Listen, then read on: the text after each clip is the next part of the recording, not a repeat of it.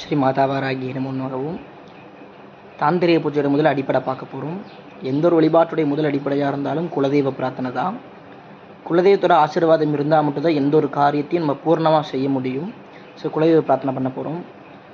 வாழை இலைய வடக்கு திசை பார்த்த மாதிரி போட்டு அதில் பச்சரிசி தண்டூலம் கொட்டி 9 எலுமிச்சம்பழம் இல்லை 5 எலுமிச்சம்பழம் வச்சு, ஆண் சாமியாக இருந்தால் 5 எலுமிச்சம்பழம், பெண் சாமியாக இருந்தால் 9 எலுமிச்சம்பழம் வச்சு, அதில் தர்ப்பைகளால் அலங்கரிக்கப்பட்டு அரளிப்பூக்களால் 27 முறை இல்லை 54 முறை 108 முறை அந்த அரளிப்பூக்களால் அந்த எலுமிச்சம்பழத்துக்கு அந்த குலதெய்வ சுவாமியோட பெயரை சொல்லி முன்னாடி க்ரீம் அப்படிங்கிற பீஜாட்சரத்தை பயன்படுத்தி பூஜை பண்ணி அதற்கு தூப தீப நைவேத்தியம் பண்ணணும். அது நைவேத்தியம் என்னென்ன வைக்கலான்னு பார்த்தீங்கன்னா, வெத்தலை பாக்கு, வாழைப்பழம், செவ்வாழை வச்சா ரொம்ப விசேஷம்.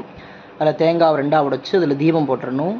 அதில் பொரிக்கடலை, குக்குடானம் சொல்லக்கூடிய வகையில் சக்கரை பொங்கல், பாலில் சாதம், சுவாமிக்கு எள் பொரி அவல் பொரி கலந்த பிரசாதம், எள் உருண்டை இல்லை நடக்கல்ல உருண்டை இந்த மாதிரி பூஜையில் வச்சுடலாம். இது மட்டும் இல்லை, எல்லா சுவாமிக்கு ரொம்ப ரொம்ப பிடித்தமான ததி அன்னம் சொல்லக்கூடிய வகையில் தயிர் சாதம் வச்சு பூஜை பண்ணால் அந்த சுவாமி சீக்கிரமாக நமக்கு பலன் கொடுப்பார்.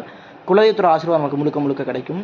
தினமும் குலதெய்வத்தை நமஸ்காரம் பண்ண சுவாமி இது 9 நாள் 11 நாள் பண்ணிட்டு விடக்கூடாது. நாங்கள் எங்களுக்கு தினமும் சுவாமி கும்பிட நினைக்கிறவா அந்த அன்னைக்கு இந்த படையல் போடுற அன்றைக்கே சுவாமி முன்னாடி ஒரு செங்கல்ல சாணம் மொழுகி அந்த சாணத்தில் சடாட்சர விஞ்சைன்னு சொல்லக்கூடிய வகையில் 6 முகம் கொண்ட கோணம் விட்டு அதில் ஒரு நெய் தீபம் ஏற்றி மாவிலை வச்சு நெய் தீபம் ஏற்றி சுவாமி தினமும் நமஸ்காரம் பண்ணிட்டு வந்தால் போதுமானது. அதுவே குலதெய்வத்துடைய பலனை, குலதெய்வத்துடைய அனுகிரகத்தை வீட்டில் நிகிரக அனுகிரகம் பண்ணும்.